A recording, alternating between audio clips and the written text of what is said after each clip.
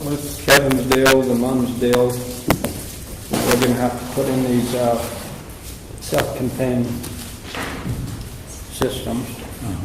I just wanted kind of a discussion about that on, this main thing is we're going to have to decide whether we want to be the governing body over these. We're talking to Chris, we tell me a little bit about that over the weekend.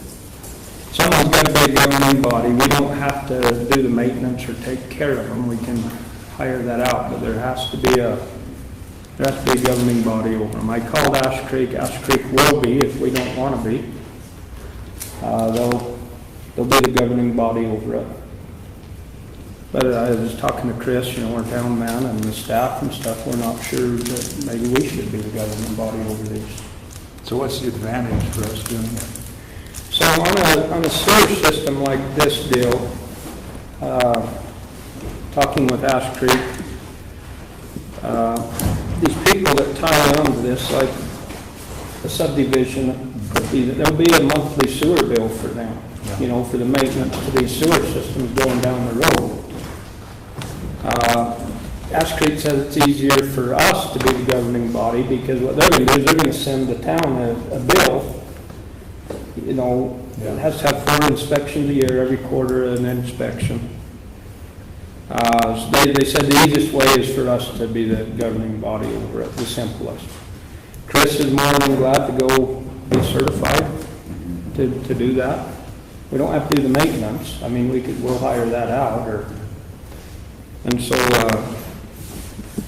there'll be a monthly sewer bill on that. No one knows what that'll be. It's for the maintenance of the system. And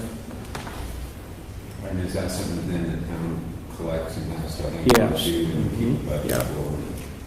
Yeah. Even if we were the governing body? We would still do that because we're just going to get a bill from whatever governing body we pick. They're going to send us a bill for that. So we would still be over that. So I just want to know your guys' thoughts on that. Chris is fine with going and getting a certificate, whatever he has to do it. He feels like he can take it on. I'm okay with being When talking to Chris, sounds like he was pretty much good with that. It's 2 or 3 day class. I don't know to be certified in that. Yeah. It's more than one. Yeah. Well, the nice thing about it is we would spread his salary out into another cost center. Yeah. And we would charge for that. So it'd probably be, Chris would probably inspect them monthly, like go lift the lids. I mean, with the systems they are, they got spray nozzles and stuff in there that needs to be checked. Yeah. And he could do that. And then our inspection, we could have Carl Rasmussen, Ash Creek, we could have whoever do the monthly, or the quarterly. Ash Creek said there's 4 of them in Washington County that's certified to do them inspections. They're one, Carl was one, and he didn't know, but he said there was 4.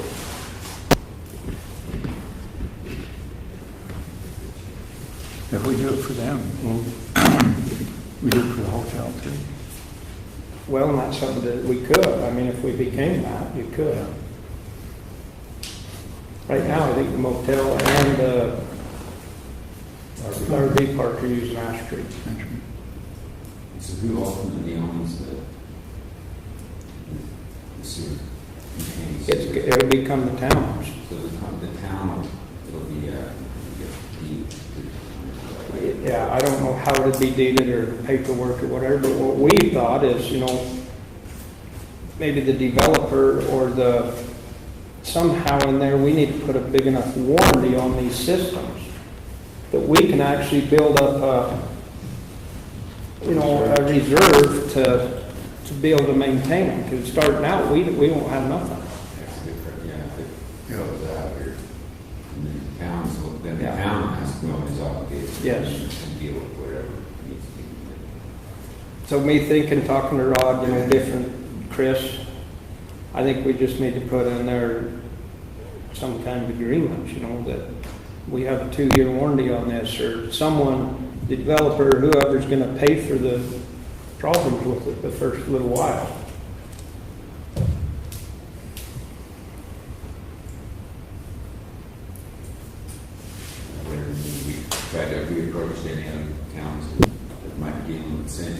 pretty much everybody's on just. With this system. Yeah, this is. Yeah, they've got to, we had a meeting with Ron Thompson, and I mean, if you're basically over 3 houses, they have to put these systems in. But I mean, as far as like how some of the other municipalities, if they got any history or something. Ash Creek's kind of taken over them all right now, according to when I talked to them. That's, they both, Ron said, and that's their good systems. They like to, what did he tell us, Rod, 20% nitrogen under? Right. That Ranco that Thompson's got right now is, they're about at 20, didn't he I say? mean, they thought they could get it down to 10, Yeah. but they tweaked it and whatever, which The is really good numbers. It kind of takes us out of that whole discussion about number of connections and water Yeah. connections and all that I stuff. don't think that one, we're looking to get it down to 10. That'd be good, the more the better. Better for the environment. We'd have to build into the fee that we charge them a trust fund for future repairs or Well, we'd have to have like a sewer fund that Yeah, sewer we fund. could add they it would- like they the would give water to- bill to them people that's on it. Right. And then We'd sit down and calculate what the recapitalization is and what the maintenance costs are and give ourselves a little bit of a buffer. And as said, we need to have some sort of warranty so that we can at least start building up the account a little bit. But the notion is you take it over and you're recapitalizing the cost of the initial infrastructure with the user fees. So that when it comes time to replace it, and it really is on the town to do that the second time around, the money's sitting in the account. Yeah. Yeah, that's what I was talking about. We need to do that. Yeah, if we do this, yeah, there'll have to be and then I wanted to keep if a person wants to build on an acre, just one house, they can still use the traditional septic tanks, This is just for these new developments coming in, that's basically 3 houses and above. You know, these systems are getting almost affordable even for a single house. Yeah, And we're driving another 4,000 or 5,000 more than a septic system. I think the prices will go down eventually, where, might be reasonable to require it maybe. could be down the road, So this ain't, the sewer deal is only gonna affect these new developments. It's not gonna affect anybody else in town. It's not no one's gonna pay for sewer. It's, whoever's in the new development will, but.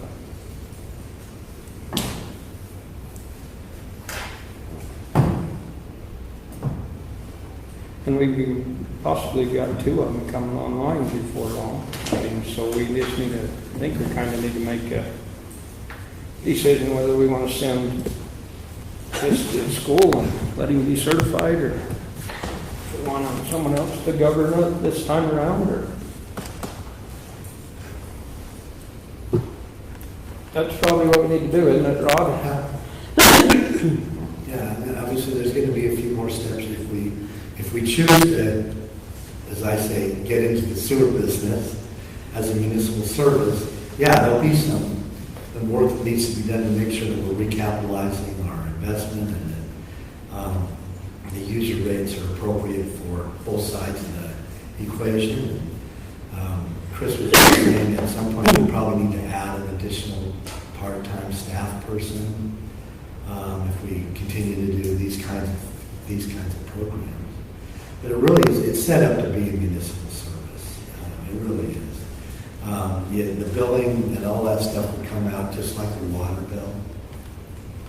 And yeah, it'd be in special cases where there's a community system that won't impact any of our residents beyond that. But everybody that buys into that community will by default buy into paying a sewer fee associated with the recapitalization of that system. Ash Creek did tell me that in their plans. It could be 100 years, it could be 50 years. They do have a plan to put a sewer system here. Yeah. To feed for Virgin and Laverton will be on the same deal. So he really emphasized, you know, that as we build these subdivisions or these deals, they really would want to use the clustering deal. You know, and then when whenever that ever happens, they've got one line to tie into to take all these homes instead of having to go all over the country to pick them up. Right, because they could tie a sewer into this Yeah. system and just let it go. Yeah. As a pass. So they did really like that we were using that clustering deal for that reason.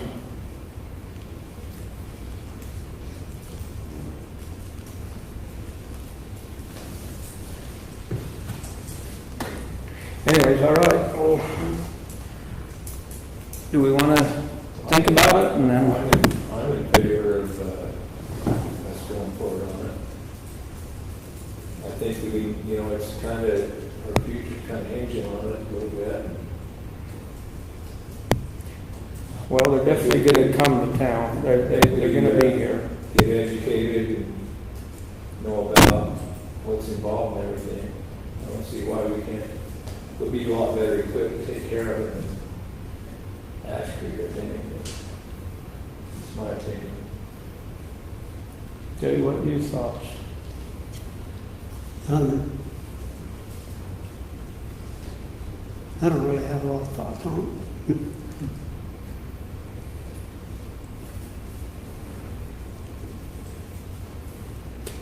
But eventually it'll come.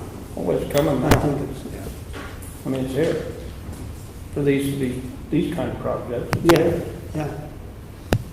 I think we should get involved, but I think we ought to do our own homework to make sure that we're doing it properly. You know, talk to Ash Creek and get advice from them on how we should set it up. Well, for the time being, I mean, if we can't get Chris certified and we don't want to do it right this minute, I mean, we'll Yeah. probably just have to have Ash Creek do it because we've got one coming online before long. Well, you know, if Ash Creek's willing to do it, maybe they'd be willing to turn it over to us once we get. He said yes, they'll turn it over anytime. So we might want to start with them and then we can learn. Then we can learn from that and get educated and we can get Chris certified. Okay, the next, the property on Co-op, or Co-Pits is sold. So, we've That's got- money in the bank, right? It's in the bank. I'll know for sure tomorrow morning, but it was supposed to be in last They spoke to Wyatt. Thursday or Friday. So, but Candace will check it in the morning. Anyway, supposedly it's a done deal. They can go and sign. Money's supposed to be there. So when we talked before, you know, to sell that property, we wanted to do some water improvements in the town. So, Bob and I talked a lot about it. New water tank, new lines, I mean, kind of prioritizing which is most important to do. Probably the water tank, I think is most important. Personally, I don't know.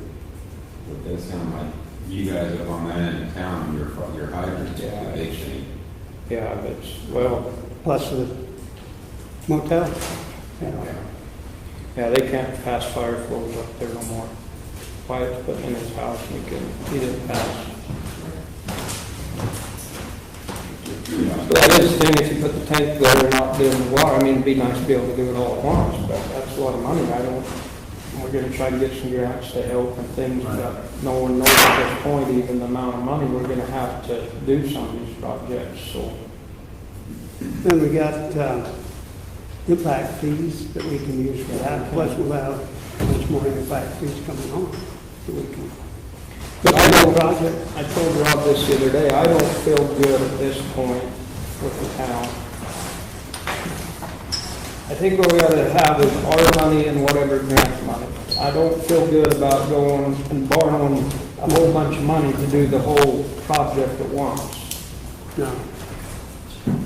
do it. I mean, there was talk of doing that at one time, the whole project was gonna be 1.3 million or something to do it, and I don't wanna do that, unless they give us that much in the ground. Right.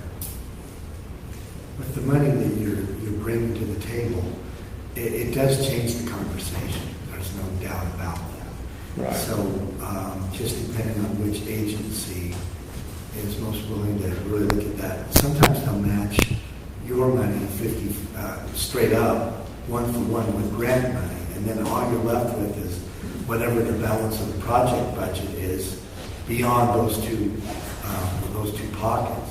Because that's essentially, you've got that money already, and then you're just financing or whatever they're doing on the rest. But we're hoping that we can get something slightly better than that, bringing that kind of money to the table in a small town setting. It's really, it puts you in a very favorable position to have the discussions with these agencies and really bring their A game back to you to help us get the project put together. So we're in that process. We're back in discussions with the state drinking water revolving fund. And we also will approach the USDA rural development folks as well. But we know that up on the east side of town, we've got water problems. I think if you couldn't do the tank, I do believe that the water, the size of water lines would help tremendously. That's part of the issue, you've got water. It's too small, and they're having to go too far.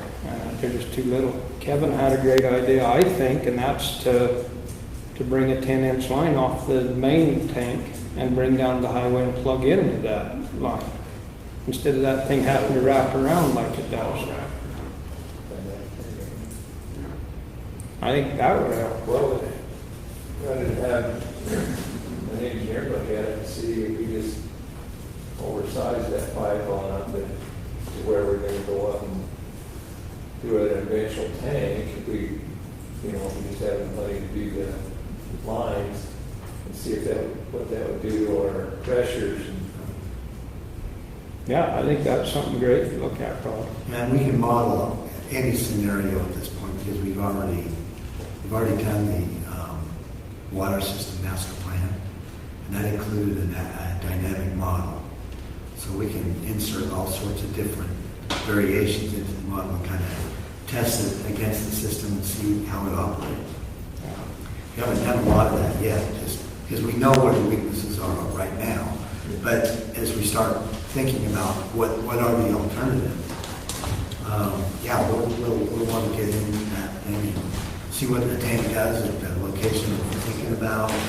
If it makes sense to put it in a slightly different spot from a modeling perspective. If the pipe sizes, that really helps a lot one way or another. So, and it's pretty simple to do once you've built the model, and in our case, it's there. So I don't know if you guys know, but down where we hook onto the water district water by KC, it's a water 15-inch line that the sewer district has ran, and then we reduced that thing to a 4-inch. Yeah. Go into town, and then after that, it reduces back up to 8 or 12. Just a feeder to our tanks. Oh, that's the whole system connection. Yeah, it's a whole We're different literally running our entire 4-inch line. I service thought we had the connection money through set a aside 4-inch for line. It's a short distance, but it's flying through a 4-inch line like nobody's brother. That's on the hit list to get fixed. So we talked about it one meeting, Jay can remember, but we set aside some money to fix that in the budget and stuff. Anyway, just gonna update you, we've got a bore under that highway.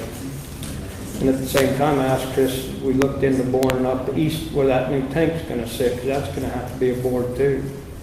Anyways, it's dang expensive, it's gonna be like 60 grand to do that, so there's some of your impact fees and stuff that you're talking about that's gonna have to help pay for that. And the impact fees that project does meet the requirements to use the impact fees. And then we'll loop them, then we can loop them lines in Desert Garden too, if we do Correct. this, so it'll really help the water system.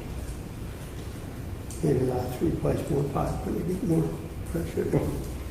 Anyways, we're working on some grants and seeing what we can find for extra money to go along with that.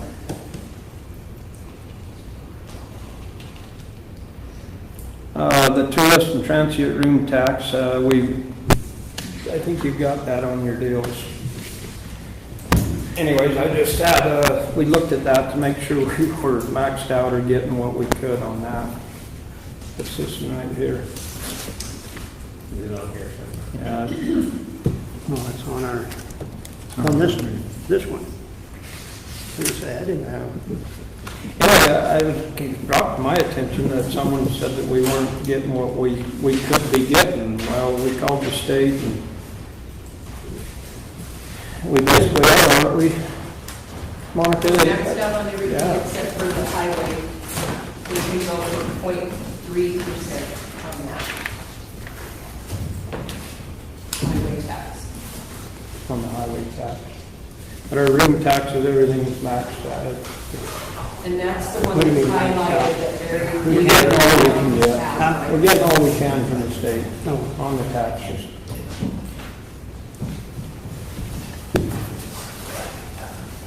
So that's what the other towns in Washington County are doing.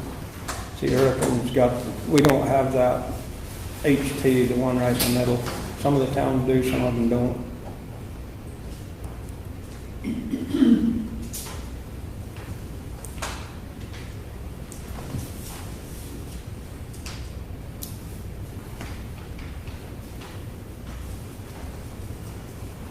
And this don't raise taxes if you change them. It's just how much more we get out of what happens here in Virgin from the state. Oh, so that you're not raising it on the collection, end, it's just the amount, but from when you collect it. Yes. back. Yeah, we just get a larger percent.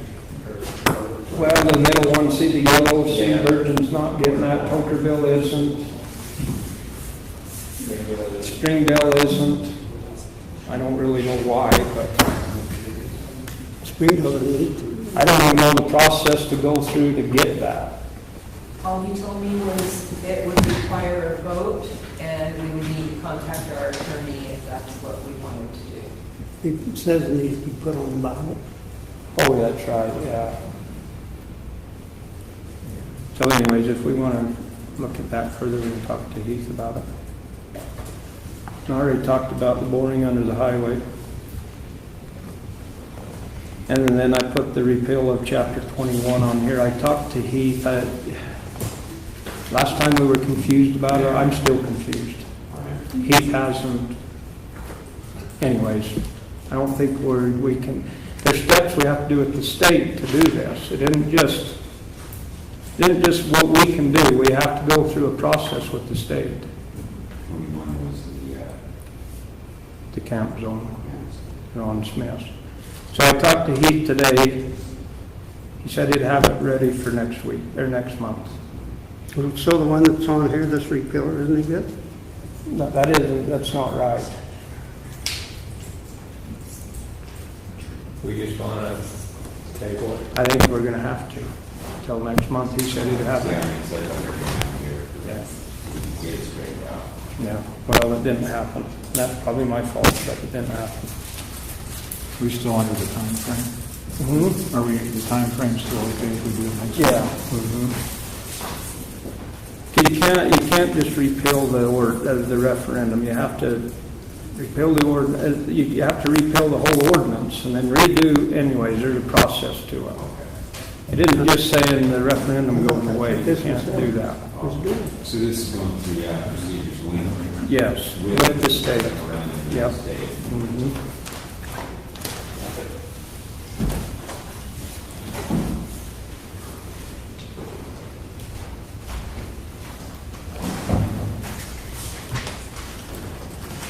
Anyway, that's all that's on there. If you guys got anything else? Going back to the water tank, I would hate to see us not put a new one in because we're going to need that down the road. Yeah, we are. If we can't do it, we can't do it, but Well, maybe been talking, maybe not putting a 500,000 gallon, maybe put a 250. our meeting with Ron, he got me kind of, they don't want that water to sit in them tanks longer than you've got to go through that water. Yeah, so- And I was, you get thinking about that, I mean, if we put too big a tanks in, what happens? So, I mean, so we might put a smaller one in, we'll just see money-wise what, I think in the long run, a 500,000 gallons is gonna work good for the town. But Rob's supposed to be looking at our storage and figuring that out, right? Yeah, so, what I've gotten into so far is really a 300,000 would work just fine in terms of just the cycling of the water and so forth. It goes back and forth. Ron's point is super valid. It's an operational, actually, risk if you overbuild storage. But you can manage your storage by just the level in the tank too. And it is, usually, there's an incremental cost savings as you get larger. So if you can look into the crystal ball with reasonable clarity and understand where you want to be during the life cycle of a structure of that kind, you want to build it to pretty close to what that end number is, so you don't have to do anything beyond that, and you can just manage it until you get to those higher capacities, because the incremental aspect of it, you're going to save money by building a bigger one earlier in the life cycle. Having said that, that flies in the face of Ron's issues with their recycling water. So it does create a management concern. But just looking at it, since we talked with Ron, we've had 500,000 sort of kind of etched in our heads. It looks like to me that actually 300 might be more optimal. That serves us for quite a good while, and it's in the right place. So anyway, there's some maneuvering to do on that. So that's so far what I think we're looking at.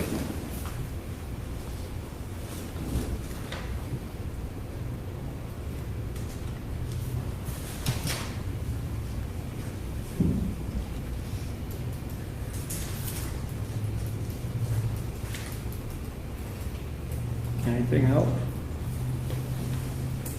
How many tanks in the Virgin got? Just 2? How about that too? I'm not so sure there's that one, like, I don't know, it might be a million gallon tank for one.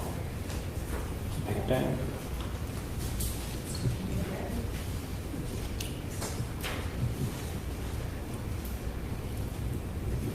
How big is this total one up here? 250, isn't it? Yeah. Then the other one's 5, Yeah. up the Smith Road. Just under 5, I think. It's not a lot more to build a bigger one as far as cost, is it?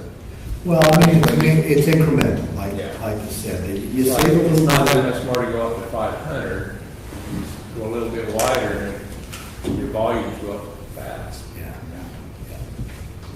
But if you want, if you want to lean towards a bigger one, the cost between a 3 and a 5 is probably not a great deal. Yeah, it's not double.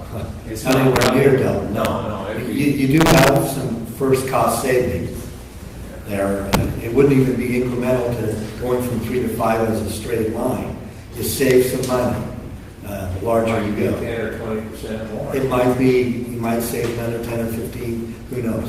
And we can manipulate those numbers a little bit with contractors and see exactly, well, not exactly until they actually bid it, but you can see pretty close what the market will do and what makes sense. So we're working on a BLM easement for that tank site now in the water. We're working on getting that. And then we're working on the grant, see what money we can get to go along with it.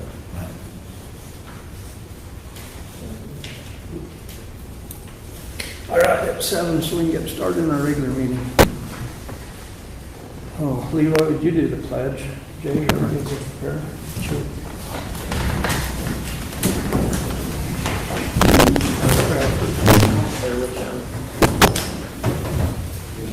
Pledge allegiance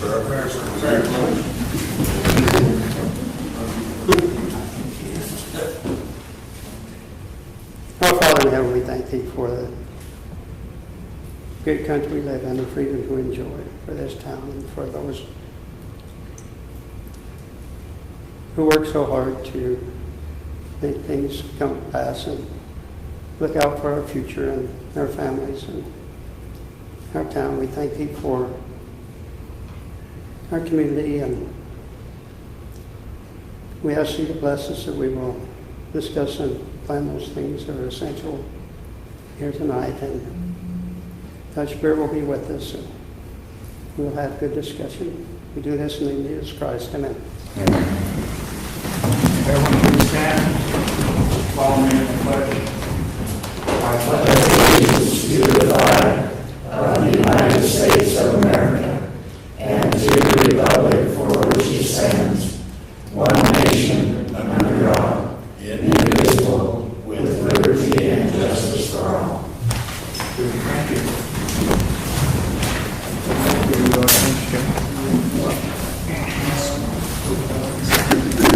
Okay.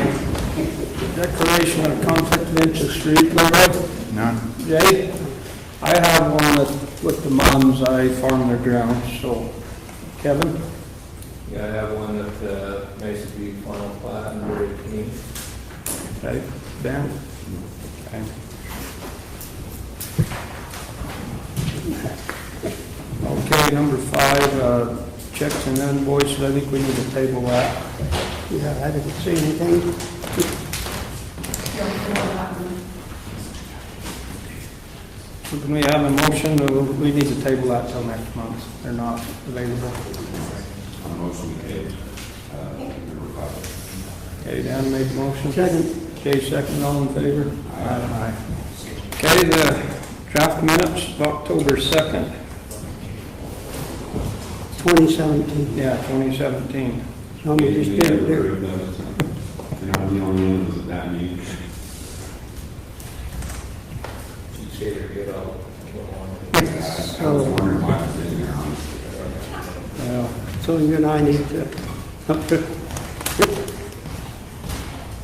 Yeah, I don't know, she's, can we do them all at once? Bruce was there. If we can, yeah, we could. We want to do 6, 7, and 8, look at them, or, I make a motion to approve the draft minutes, number 6, 7, 8. October 2nd, 2017, August 15th, 2018, and July 25th, 2018.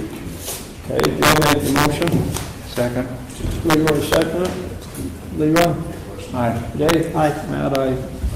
Kevin, Dan? Aye. I thought they did a good job on the minutes this time. I didn't find any too. Okay, we need a motion to close the public meeting and open the public hearing, and this will be on item C, public input on the disconnect of the Mesa Road. I'll make a motion to close the public meeting and open the public hearing. Accepting public input on the disconnected Mesa Road. Second. Dan, second. Leroy? Aye. Jay? Aye. Matt, aye. Kevin? Aye. Dan? Aye. Okay, it's open for you guys. Any input? Good idea. How far up will we continue to own it? To the water tank, To the water a tank? little above the water tank. All right. That's We're just gonna take that section line, Mhm. go straight across. Kind of where we were, before I annexed it. Yeah, I agree with Bruce. Bruce? Maybe for everybody's information, to point out that there is no private land within the town boundaries of that area that would be affected by private ownership. It's all either what, BLM or Forest Service, is that correct? BBL and state ground. And state ground above, so there's no private property within that virgin town. above. Right. So who will maintain that road? Is it any concern of ours, or we can check and see who will? County. County. Both. Back to county. Because it's kind of in disrepair, isn't it?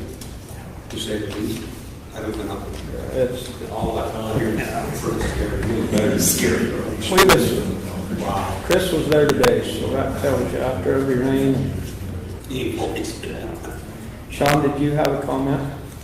Just wanted kind of clarification when these guys answering those questions.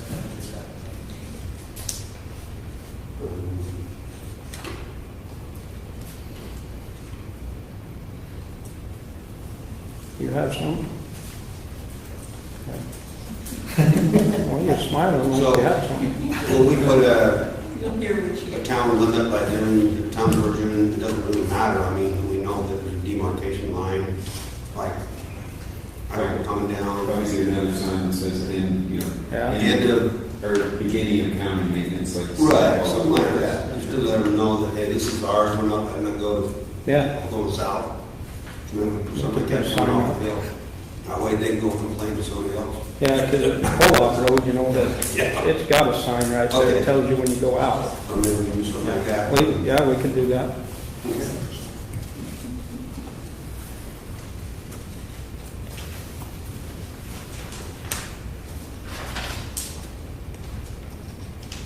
Sean? I did have one question. On funds that have been collected over the years through BNC road funds, is there going to be any kind of obligation from the town to show how those were used or anything when the county takes that over? Or just to clarify.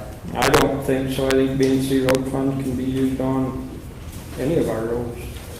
It will change our. Yeah, they will change it. We won't get We that. take that road out, we actually do lose some BNC road. It's about, what, 3 miles we lose? I think about $8,000 a year is Yeah. what we lose on it. Yeah, so, but we've estimated how much we've been struggling to maintain that, and not even at a really good condition, and it's well in excess of the money that we're giving back in BNC road funds. So, yeah, we do lose some money on the account, but we probably gain some back in terms of our ability to maintain the roads that we are accountable for. It costs more than that $8,000 for cold patch and labor, Yeah. more than that. to- Oh, yeah. we lose the ground. I think what it'll do is it'll let us fix more of our roads in our actual town, is what it'll do. The county's in the mix or where we're back out. Well, they're not here to complain. No, see, you go further south and They're not happy about it. your road is not. They're not, They're not happy about that walking. They'll be calling the mayor when we actually give them the disconnect documentation. Yeah. He'll have a discussion with them. Okay. I'm quite confident. All right. But anyway, we're good. I've already had one or two with them. And I say, there you go.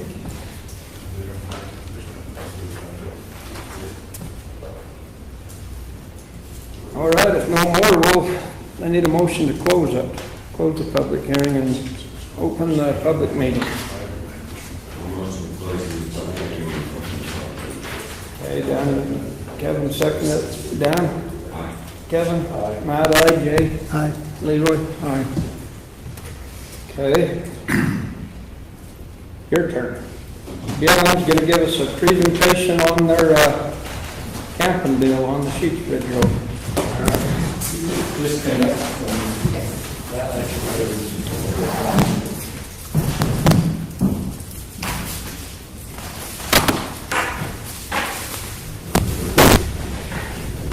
All yours.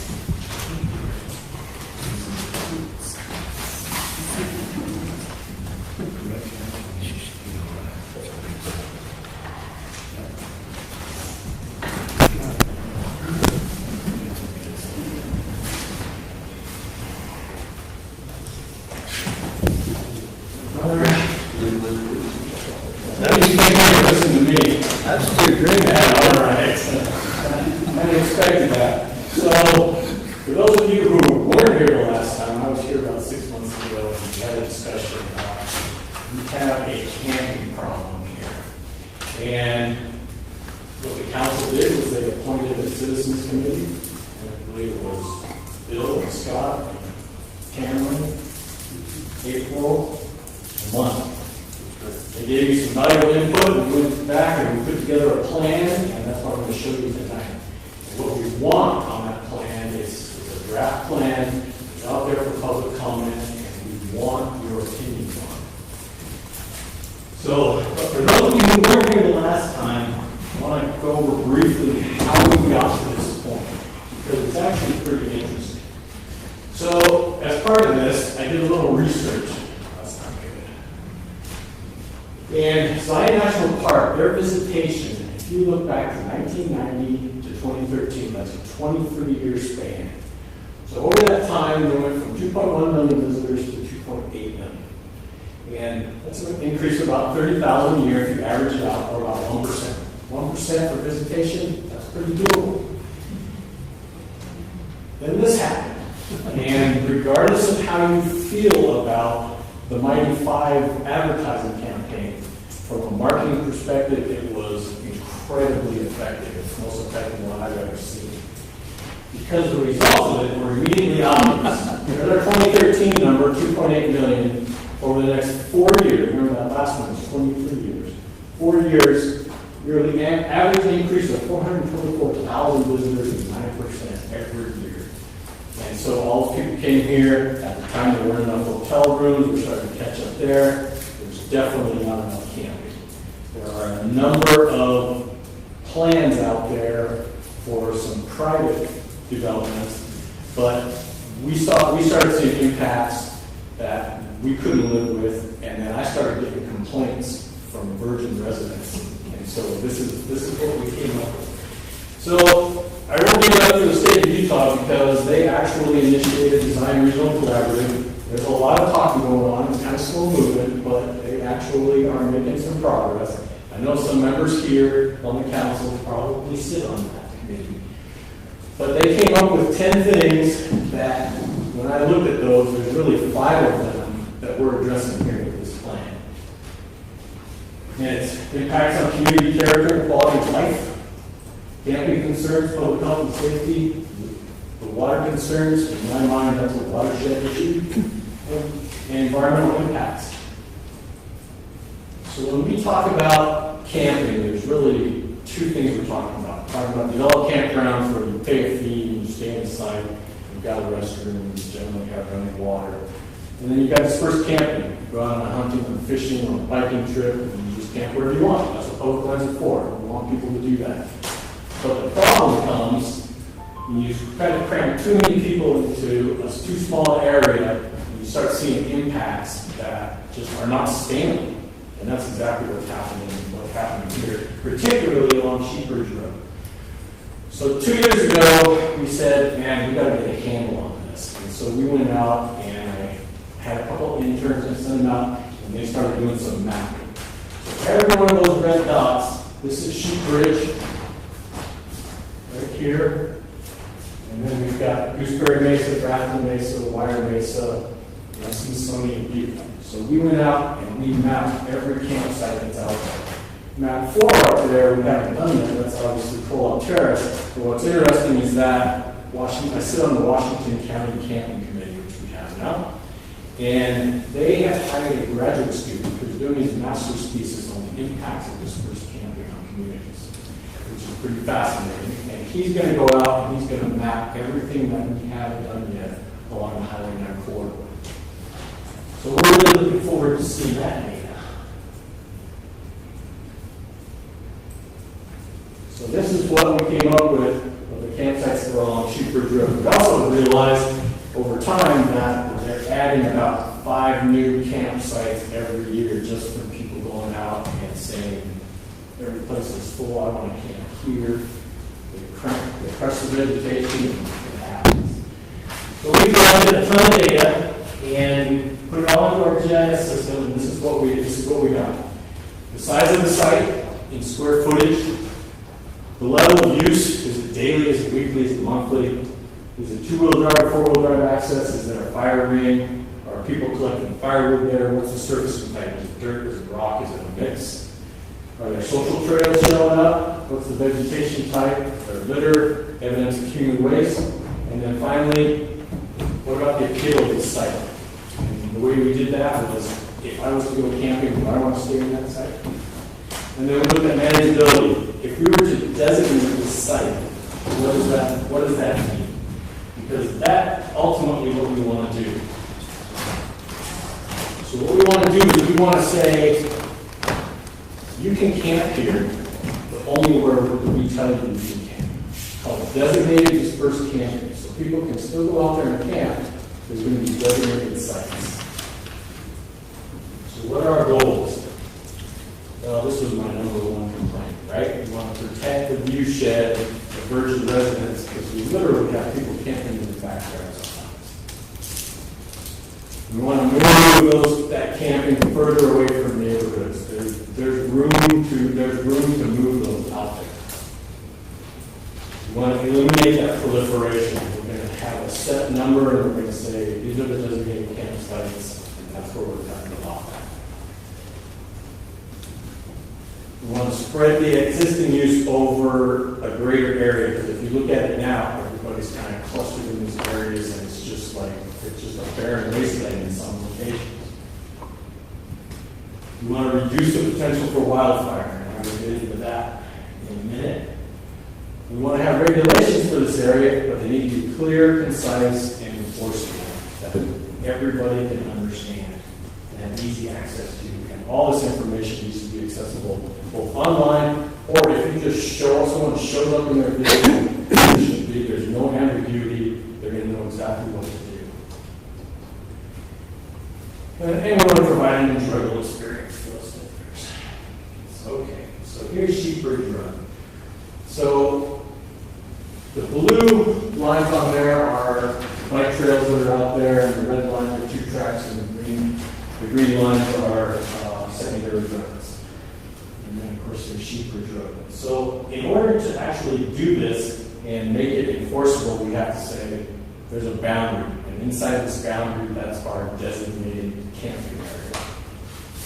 And so that's the boundary we drew. So Gem Trail heads down here, Sheepbridge Road runs through the middle of it, and then we also took that little piece up there, half of which is in Virgin, half of which is in Burbank.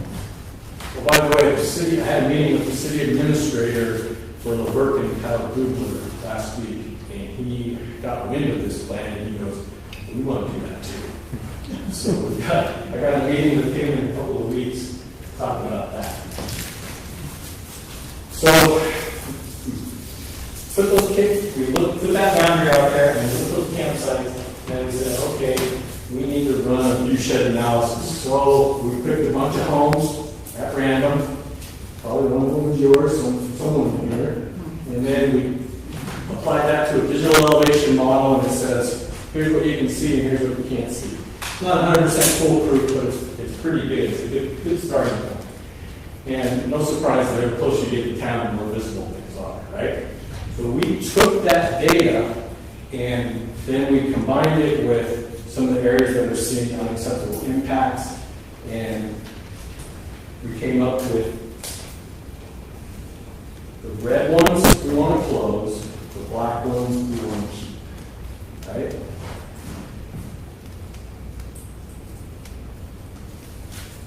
So that's what we're left with. And that's more, so we basically eliminated more than half of the campsites that are out there now. And if you notice, we eliminated all those ones that are like right there in your face. So they look like they're still clustered close together, but they're actually, I think we have a minimum of 400 feet between campsites. So when you look at them, they're actually fairly spread out. And I will give you some exact numbers here in a second. There's also a sign plan that goes with this. And I will show you pictures of all those signs. So the numbers. We said we're going to keep 31 of those campsites, and we're going to improve them, and we're going to designate them. We're going to construct 29 newer ones that are further away from town. That's a total of 60. That's our magic number, 60 campsites. Average distance 400 feet between each sites. 15 of those sites are accessible to RVs. Those are already existing sites. And 45 sites will be for vehicle or tent camping, which means we're going to close 36 campsites that are out there. And we're going to do it with a combination of signage and no camping. We're also going to do some drifting on the ground and reseeding. Try to get vegetation to come back into the area. So what does this actually mean? So each campsite will be marked with a campsite marker, it says designated campsite. Every campsite has a number. Every campsite will also have a steel fire ring, which is easier to clean, and it's much better for fire protection than just building your own with rocks. You may have already seen these. We actually already put these in, but we're waiting for the final plan that we put from you guys before we can actually finish the interpretation that goes in there. So every one of those side roads that comes off a sheep bridge that has access to campsites is going to have a sign like that that says camping, and it's going to give the campsite's number. They can compare that with the map they've got in their hand. They have brochures available. They have maps on them. Everything's going to be available online. This is actually, so that's actually probably about the size of the real sign. It's 4 feet tall and 3.5 feet wide, but every campsite will be on there, will be on an interpretive panel. You will not be able to get on Sheep Bridge Road without driving past one of these. So there will be an additional sign that says camping information, pointing right at it. So there's no way you can avoid that. The campsite numbers are going to be on there. And when you are here, you say this is the one on Highway 59, there's going to be another one right there, and then there's going to be another one right off of the highway for that area. There's a two-sided kiosk. On the other side, there's going to be rules and regulations, right? Most people choose not to read them, doesn't matter. Once this is done, we can actually cite them. We will have maps available online. We will also have them available in a little flip-up thing right at the interpretive kiosk. They can pull those out, we can look at it, and we can find the campsite to stay at. Okay. So, what's missing from this plan? Right? Something missing here. Restroom, right? So, in a campground, a restroom is not the panacea for all of the human waste that comes out of dispersed camping. But when you look at this area, we need a trail. We need another trailhead out there, and just because of all the use, and we thought that the ideal location would be right there. So that's the road that goes down to the Virgin Dam trailhead. And so what we want to do is we want to put the restroom right there, and ironically enough, it's right in the center of all of that. So if you zoom in, that's where it would be in that big clear area that's there right now. It'll look like all of our others, just like that, and then we will define the parking area for that trailhead with the wooden round rail fence. Okay, so we're tentatively planning on October. What we do is when our fire season's over, and it could be pretty long this year, our fire crews have been going running ragged. But when they get laid off, then I have money that I can pay them and I keep them on, and they would actually do this part. They go out and install all the parsonage posts, they were putting all the signs, they were putting all the fire rings. We think it's going to several weeks, and then the plan will probably go live with enforcement right around Thanksgiving. That's our plan right now. I'll take questions in just a second. Enforcement rules may require some citations, although most people really want to be told where to camp. When you're going somewhere, you'd like to know where you're going. And I tend to think that most people are going to abide by that. We have actually done this down in the Beaver Dam Wash National Conservation Area, and it works fine. If you see people camping down there, they're camping in the designated sites. They follow the signs, designated campsite. Right? So we think it's going to work. Our rangers can enforce, they can write citations there. There's some debate as to what the fine's going to be. And it kind of depends on their interaction with the person. But it's typically between $50 and $100 fine. So what we're hoping is that City Council could adopt this plan by ordinance, and that would allow your law enforcement, which I believe you guys contract with Washington County Sheriff, right? That would allow them to write citations for violators. At least inside the Virgin municipal boundary, and of those 60 sites, 49 of them are inside, are on both plans inside the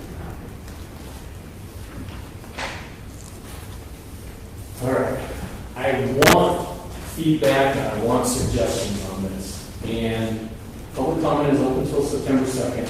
If I get something after that, I'm still going to take it. What I did was, the plan is available online, and you send out my information, right? You email out my information. Did I get your information? Yeah, I sent you the link. Oh, yes, I did send that. Okay. Yes. So I also got 20 copies, might not be enough. Yeah, that's pretty close. I can drop off more at City Hall if you need them. What this is a map that shows the numbered campsites. What I really like from you guys is to say, you know what, campsite 52, I'm not buying it. Here's the problem with that. And you can see, there's my email, write it down. Send me an email with the specifics, and if it's legit, we'll consider it. And I love this picture because that's what I do. Questions?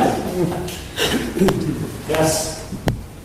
My husband and I drove, we probably went about 90%. After I saw the document online, we probably went about 90% of the campsite. So we went out there and you can't exactly pin them down. And I did already provide comments, so I don't know if you've seen this yet. Okay. But it made, like, I'm trusting, based on what I saw, that you did a very good job of line of sight. We took binoculars, we got out of the car, we stopped to look and see all around. But there's a few sites, the new ones that are going up to the dam trailhead where the ball toilet guard is, several new sites designated there. So we were a bit concerned about that. But if they're placed where we think they'll be placed, they look good. It's just hard to tell when you go out there. You don't have a GPS coordinate to really pin it down. But we're assuming that there was a bit of a rise and there was something that would block it, so it would all be good. But we did go out to about 90% of them to check it out.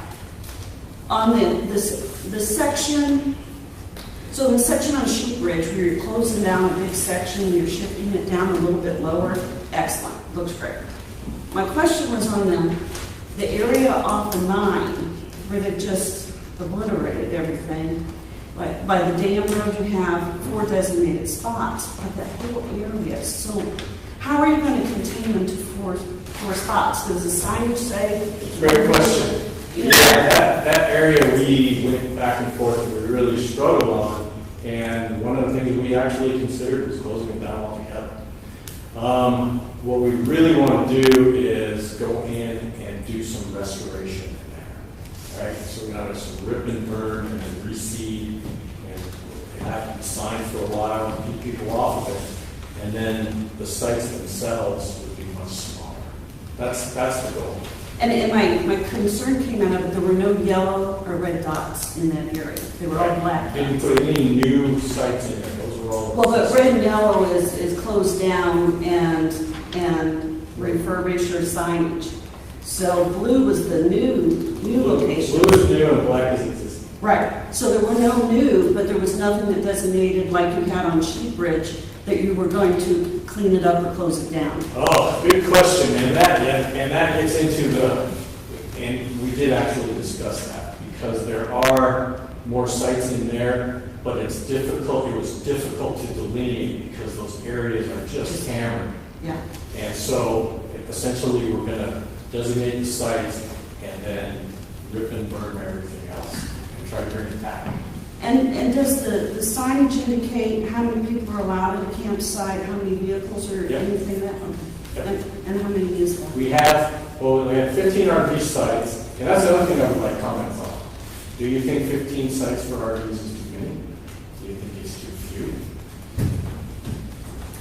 I don't know. You guys are the ones who are looking at it every day. The other thing that we did in this plan that I didn't show you there is we closed it to all commercial camping. Right? No rentals out there, no Airbnbs. Good. It's done. Will you state your name for the record, please? Oh, on delivery.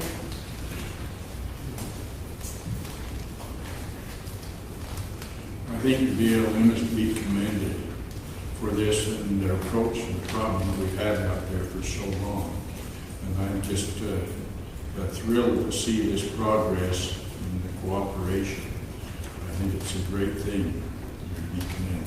Well, thank you, and I would definitely commend the city council because they bought into it from the beginning, and they assigned a citizens committee to work with me on it.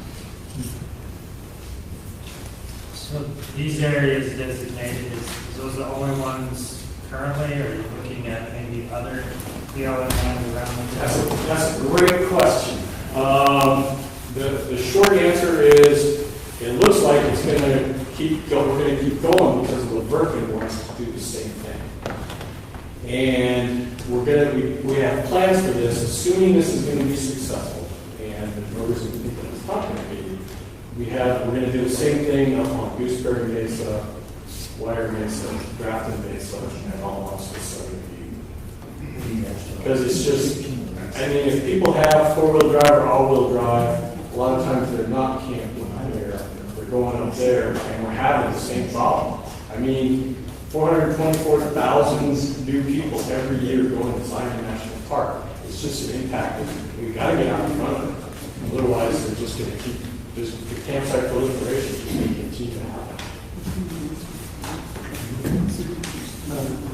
Yeah, now it's Ritter.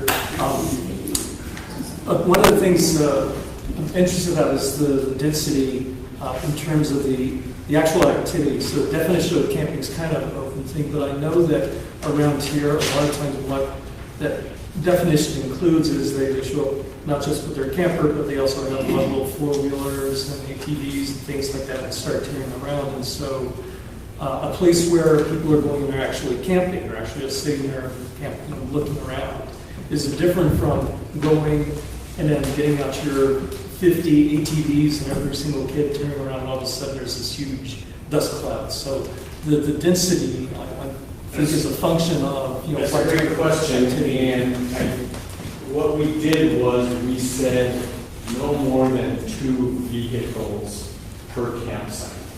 And our law enforcement has said, yes, that will include the ATVs. Okay.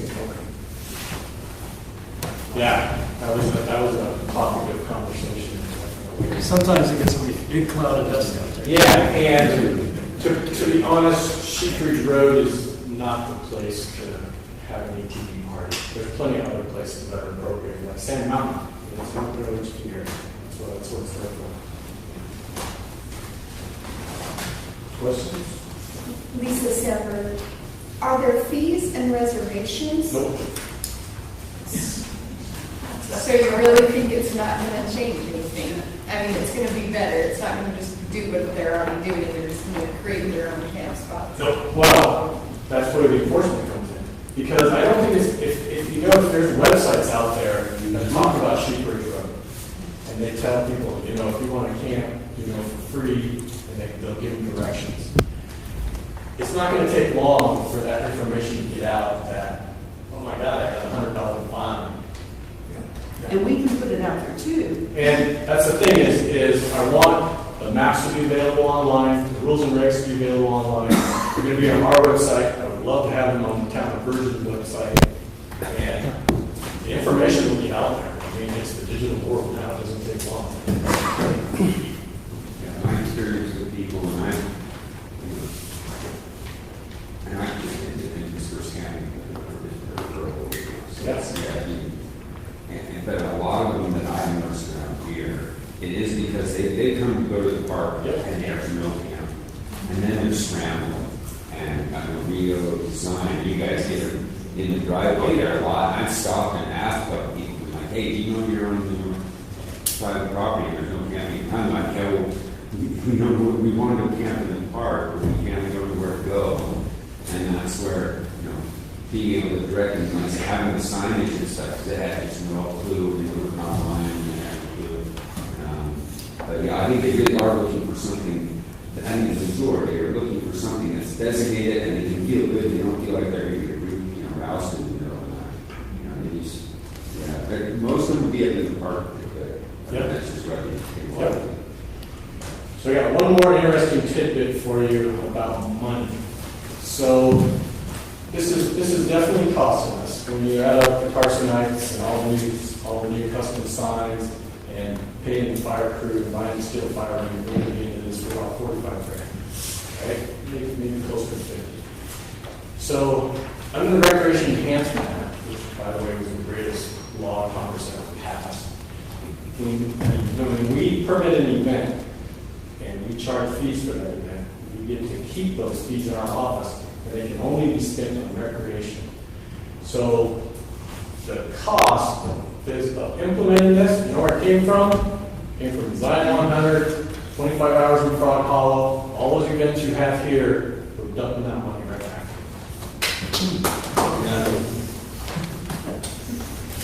You mentioned Frog Hollow. I believe I read that that event will still be allowed, but you're not going to allow any new additional events. Maybe you could comment on that. We put a moratorium on new events just because, and my mind could be changed if you guys felt differently. If you wanted more events, we would certainly consider them. I feel like we're kind of maxed out right now. We put a moratorium on new events in this area. The signage that you have up there already has made a big difference. It's been a while since I've had people camping in my backyard because I've back in cheaper. You know who you can thank for that? Guy sitting right next to you. Well, whoever it is. Drop me into it. The question on the restroom, how frequently will that be maintained and how will that be handled? So it kind of depends on the location. We have some that we do daily, and we have some that we do weekly, and we have some that we do monthly. So you'll determine it by the usage. Yep. I suspect that it's going to be on a sliding scale. In the spring and the fall, it's probably going to be daily, and the rest of the year maybe weekly. Might you consider one over towards 9 by the Dam Road, especially if you're going to work with LeBurkin, another facility over there? A restroom over there? Well, there's only really 9 campsites. I think there was 11. Well, but I know with LeBurkin, when they did something. You are correct.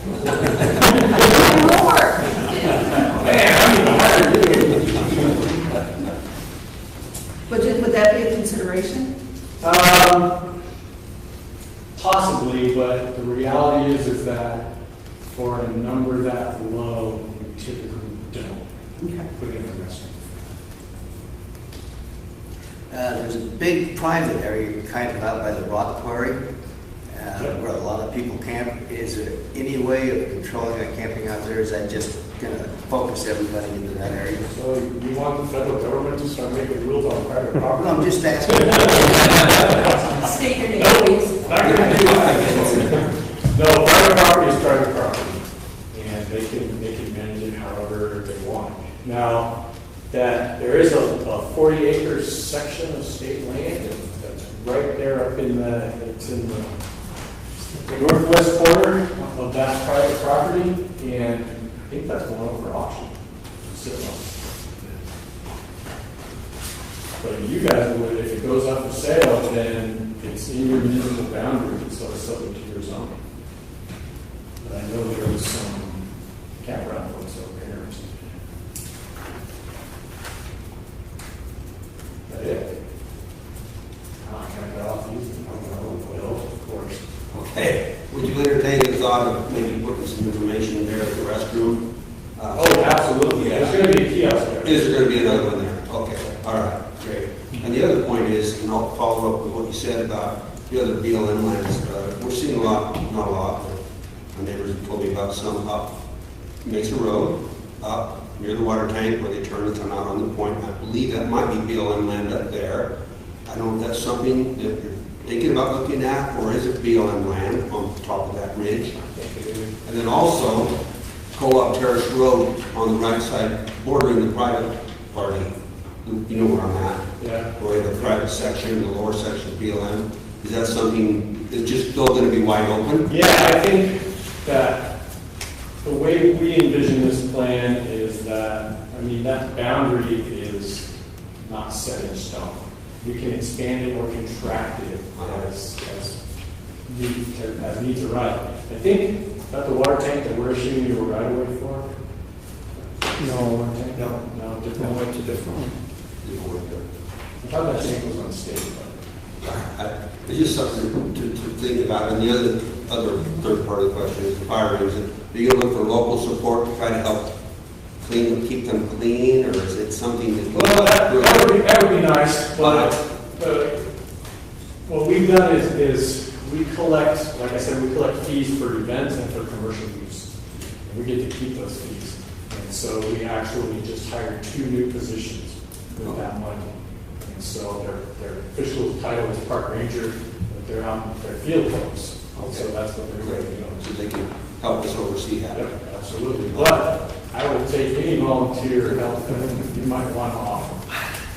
Along those lines, what do you think is compelling, what's compelling that you need from the town to help support this, to make sure that it's successful? Well, I think enforcement is a big deal, and I think if you passed an ordinance that adopted the plan, then that would allow the county sheriff to actually help our park ranger, our BLM rangers to enforce it. And that's definitely something to consider. There'd have to be, I mean, I'm sure it would be our attorney talking with your attorney and trying to agree on fees and all that, get all those details worked out. Because feds and municipalities don't always put together nice and legal stuff. We can all do that. That's the biggest thing. And the other is the dissemination of information. It would be ideal if we had a volunteer who was willing to restock maps and brochures at the kiosks, make sure those things stay there. I think we can manage with that. I think we get some support locally. But anyway, this was a fun one to work on. I think it's really, really necessary. I cringed last spring every time I drove down Sheepbridge Road. It's just like, got to do something here. So thank you to the council. Thank you to the volunteers who helped put this together. Thank you. Hey, thank you, you all, great job. Yeah. I did have one question, not quite advanced, but at times we've taken a big scout route out to the cracks, and we'll camp out there. I know there might be a designated spot there for a little bit, but How many scouts are we talking about? we're talking a dozen scouts, maybe, it might even be, 20 people, and, 10, 15 different tents. How would that fit into this plan if you take a bunch of scouts out to a place? I mean, we certainly want you to stay in the designated sites, right? But it's only 400 feet apart, so you can put a few tents in each one. When you talk about the cracks, you're talking down here off of 9? Yeah. That's a private land.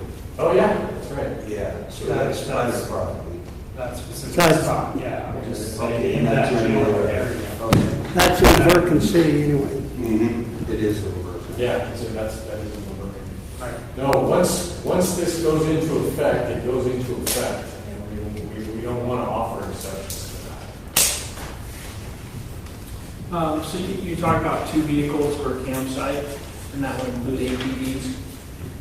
I think you might need to relook at that. I don't think it's unreasonable for someone to bring a truck and trailer in with 2 ATVs. He would technically be over the limit at 3 vehicles with that. But I really don't think 2 ATVs for a campsite with a truck would be unreasonable, so. Okay, can you actually put that in writing and email it to me? I can. All right, that would be ideal, because I have to have the comments in writing. And, yeah, we can certainly agree with that. Yeah, we spent a couple of days arguing back and forth. Yeah, that's a difficult one Because, yeah. yeah, do you include a trailer? Yeah. All right, thank you for inviting me. Thank you.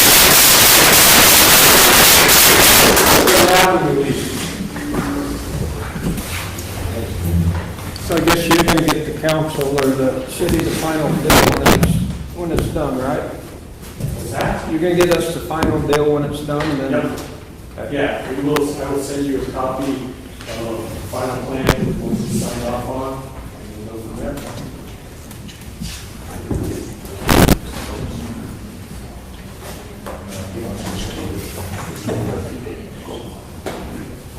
Did you see that picture of the tram?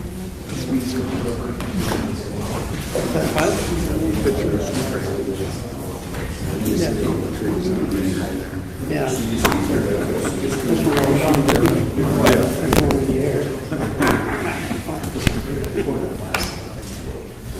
All right, so we'll move on to the, number 11 is the discussion of disconnect to Mesa Road. I think we've discussed that. We can't do anything with that tonight. Yeah. I make a motion, we table whatever number that is. Hopefully next month, there's an ordinance in place to do it. Yeah. I don't know if that's what we had, Yeah. We don't even need to table it, do we? what is that? Huh? We don't even need to table it. It's just We don't. discussion item. Oh, okay. So move to number 12 is the recommendation of P&Z for ordinance 2018-22 amending chapter 20, commercial zone. So this is Michael Law's, we've been done for what, 2 or 3 months, and we forgot to put it on last month. This is, somebody brought this up, and I thought it was going to be on the agenda last month, it wasn't, so it's just, but is this, we need to like expanding the commercial zone like Parkville or?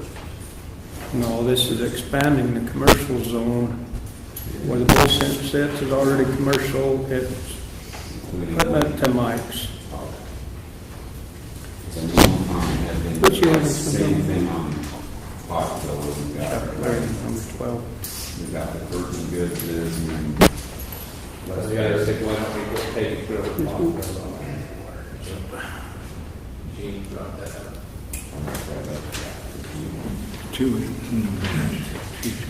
And I think this is why it's just closing that gap with my club. There it is. Go down here, there's the ordinance. Yeah.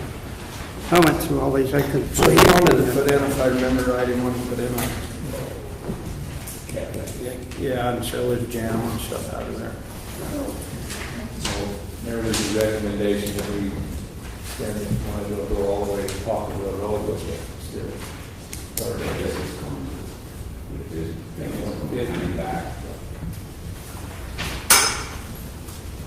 So the planning and zoning wrote it, they feel like it's in with the proposed general plan, which is in the map general plan. They put that along the highway commercial.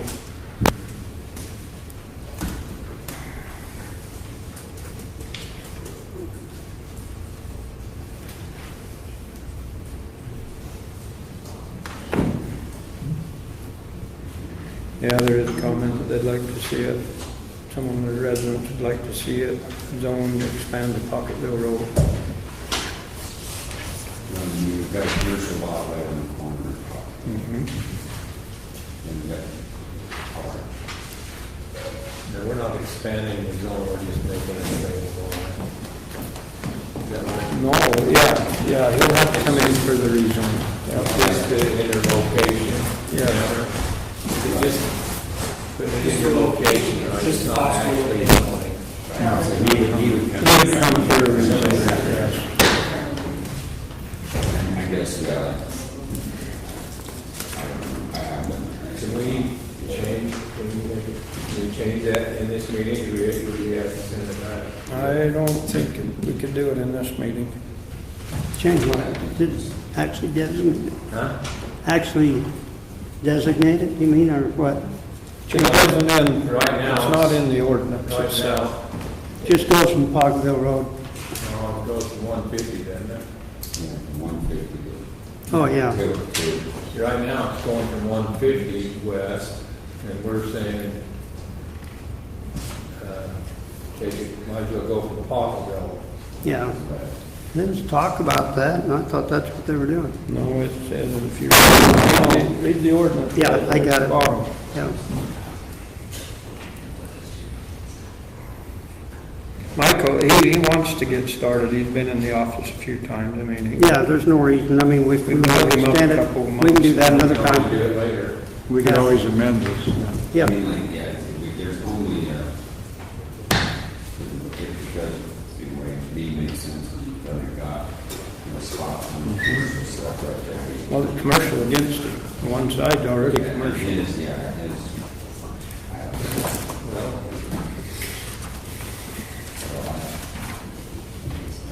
I'll motion that we approve ordinance 2018-22, amending chapter 20. I'll second it. Okay, Dan made the motion. Leroy seconded it. Any more discussion? Dan? Aye. Kevin? Aye. Matt, aye. Jay? Aye. Aye. Leroy, aye.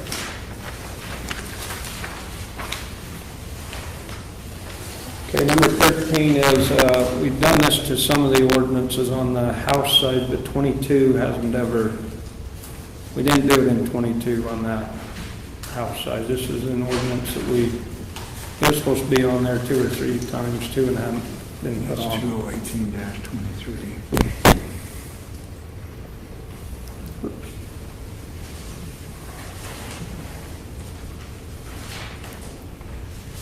22 Highland Norton. Yeah, this is amending it for the minimum house size. Yeah.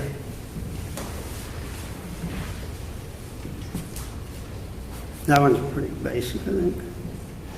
Well, we've done, yeah, this is the only ordinance we haven't done it with. And when we change the house size, it needs to be done. Or do you want to make more? I'll make a motion on item 13 that we accept the recommendation from P&Z to approve ordinance 2018-23, amending chapter 22, HRZ minimum house size. I'll second. Okay, Leroy made the motion, Jay second, any more discussion? Leroy? Aye. Jay? Aye. Matt, aye. Kevin? Aye. Dan? Aye. Okay, number 14 is a recommendation of P&Z from 2018-28. This is amending chapter 22, so the highway resort zone to 28, include 21. campgrounds. Dash 28. I know there was discussion, Dan, you had some discussion when we done that conditional use permit for Jack Ruggles, and you wanted to put this in there and do it the right way. Well, This is what's a planning and zoning went through. yeah. We've got the standards already in 8. And we passed them last month. So this is just allowing campgrounds in the highway resort zone.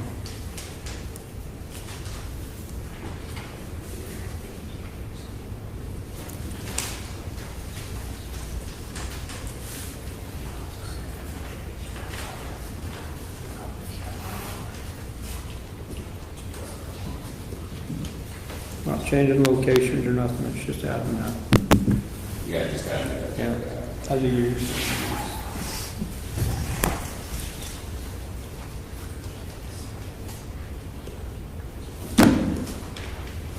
Hey, one of those.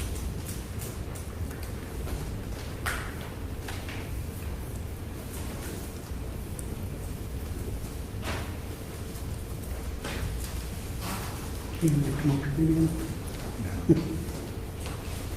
Are you ready for a motion? If there's no discussion, I recommend we accept and approve the recommendation from P&Z to approve ordinance 2018-28, amending chapter 22 to include the use of campgrounds. I'll second. so Leroy made the motion, Jay seconded it. Any more discussion? If not, Leroy? Aye. Jay? Aye. Matt, aye. Kevin? Aye. Dan?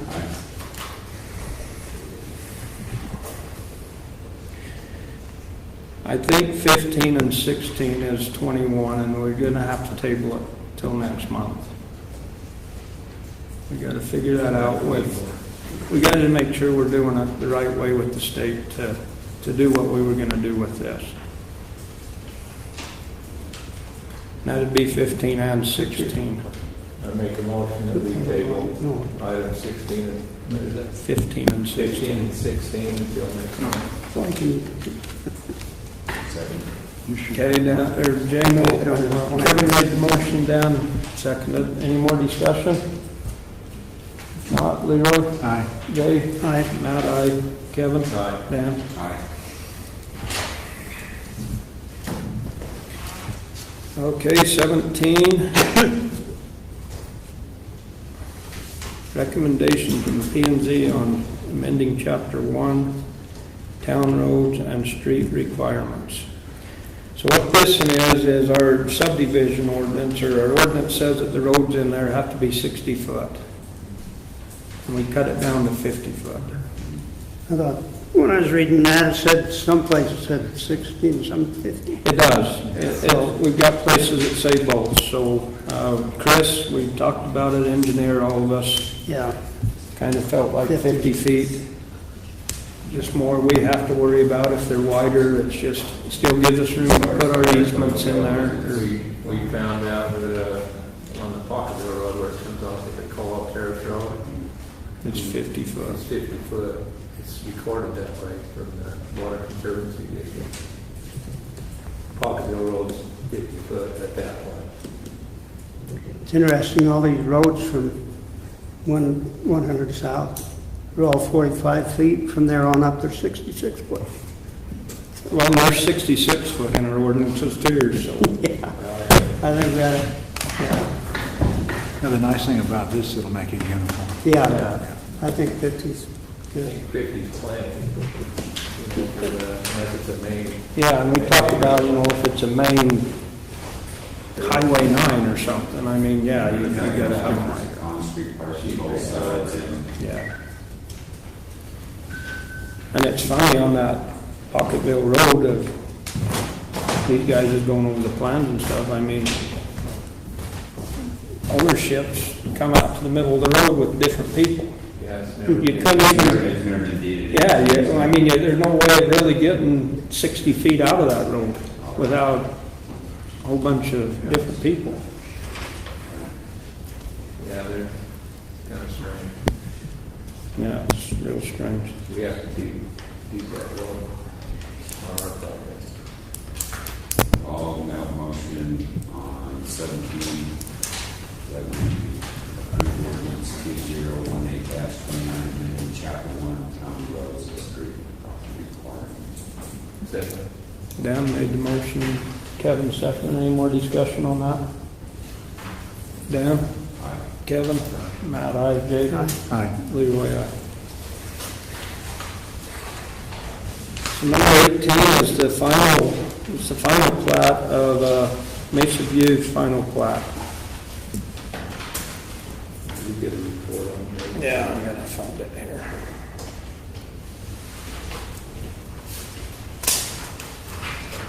Should be under Mesa View. So I know Rod spent a lot of time, I have, Chris has in the office, going over this stuff, P and Z has.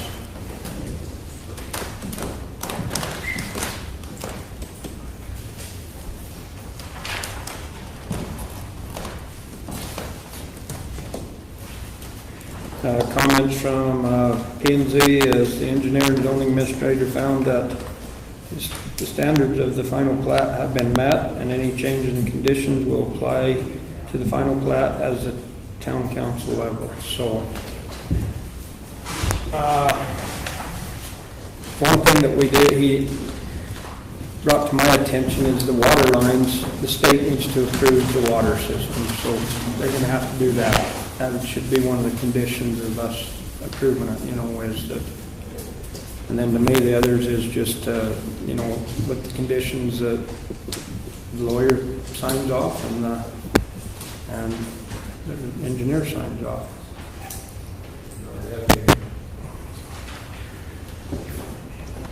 Rob, did you have anything on the Mesa View that needs to be brought forward here? Yeah, so I'm just completing my reviews. Okay. So all I need is just, you can make an approval or whatever you want to do that way.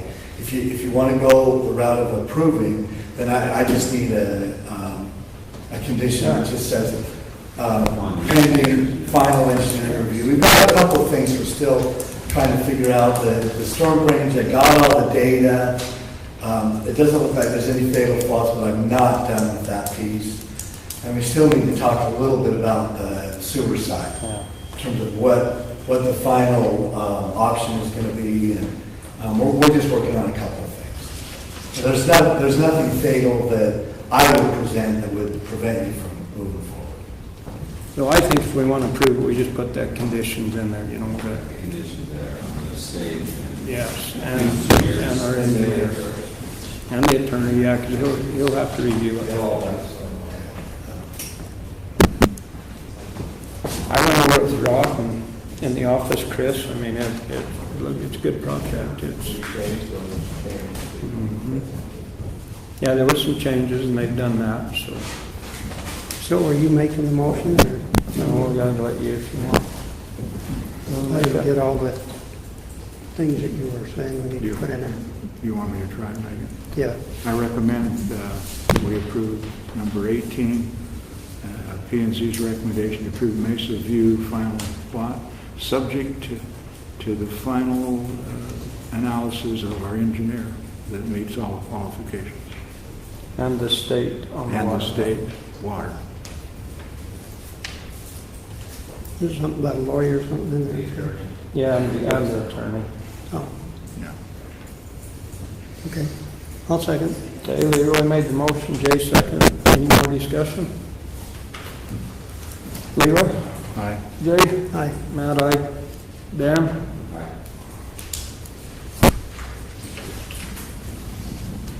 Okay, number 19 is Where are you going? the approval of Zion Sunset, the preliminary plat.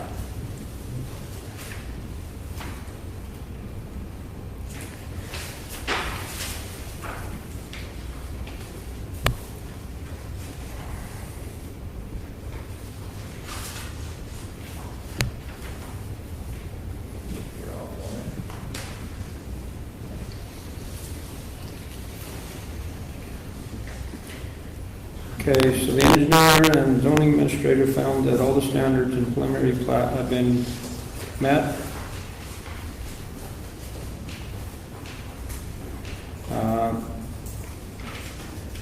Open space on the plans.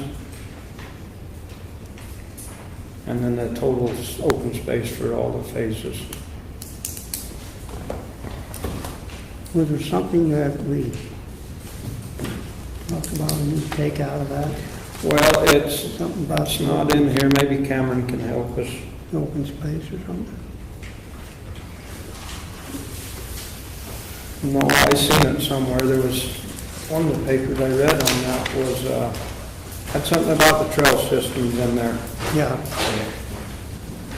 So the other thing was that they need to have in writing the dedicated easement to the utilities for public utilities, power and water or whatever, it's going to be public utilities. And if there was going to be public trails, those also needed a dedicated written easement. Okay, and as far as I understand, look at the plans, there's no public trails in it, is the way I Yeah, understand it. We can't tell the private property owner that they have to put public trails in there. But if they do, then they Yeah. have to provide an easement. And they definitely have to have an easement for utilities. Yeah. That's in there, that's in the As thing. long as the easements, Mhm. and anything else. That was it. So the easements on their final, you know, the next step, they'll have to show the easements and. Mhm.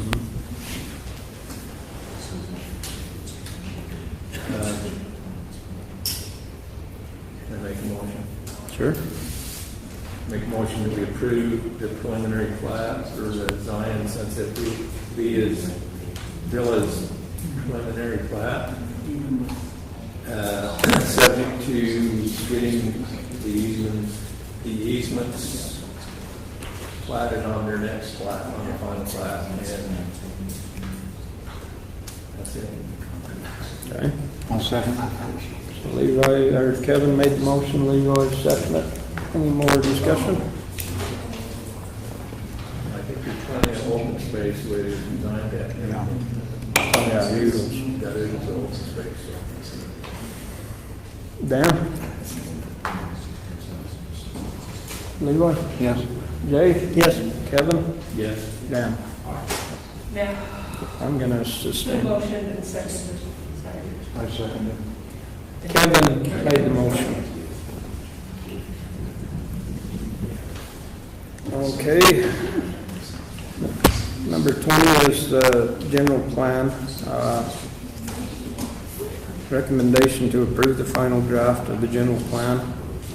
I don't know if we're ready to do that. We had Dan didn't come, Leroy wasn't here either, but we had a meeting. Yeah. I got, I looked, I started.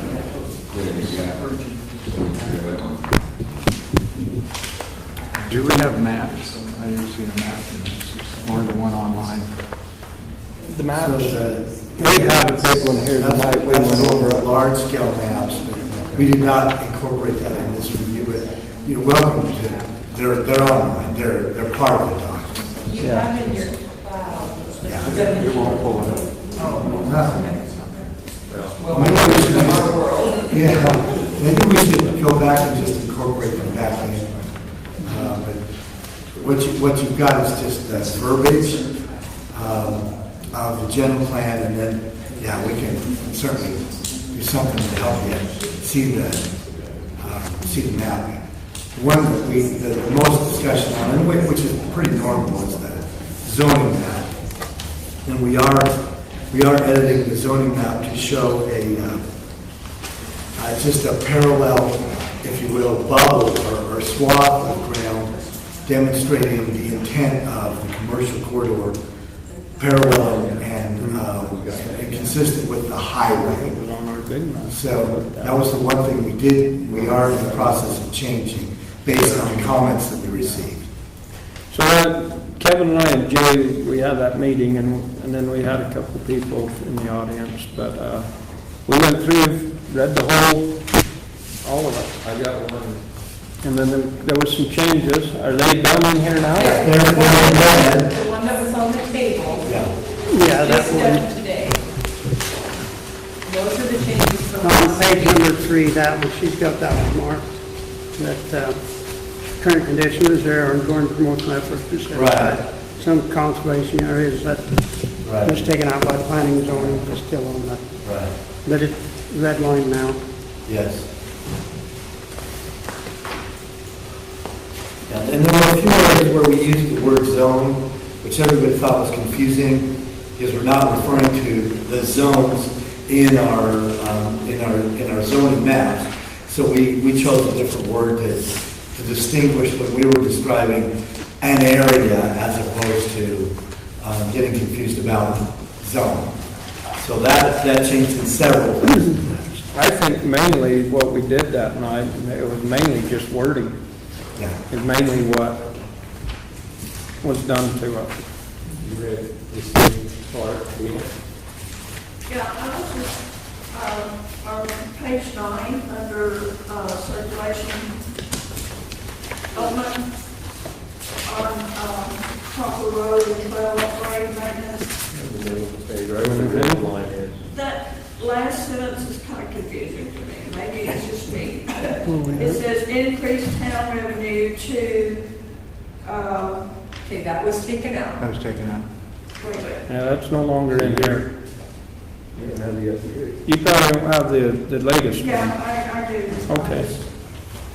When adding your- Oh, increase town revenue when adding new roads, maintain roads and trails. So that was the one that was struck. That got changed today. Okay. Yeah. Now it says when adding new roads to the town road system, a corresponding increase in revenue is necessary. Okay. Because we agreed with you that it was confusing, so we tried to fix it. Beginning work. So they fixed it already. Okay, good. Because I was confusing that. Okay. Thank you, yeah. And I don't I've got a couple things, if that's okay. Let's see, where are we at, on page 8?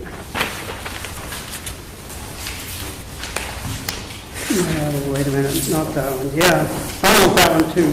The very last one, maintaining larger lots.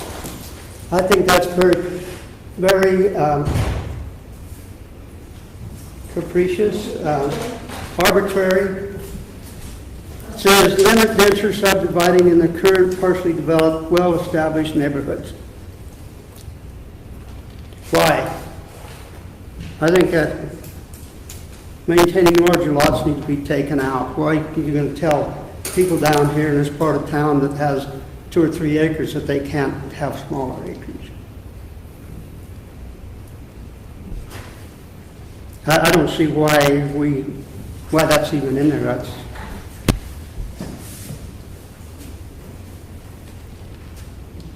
I think that's being arbitrary myself. Well,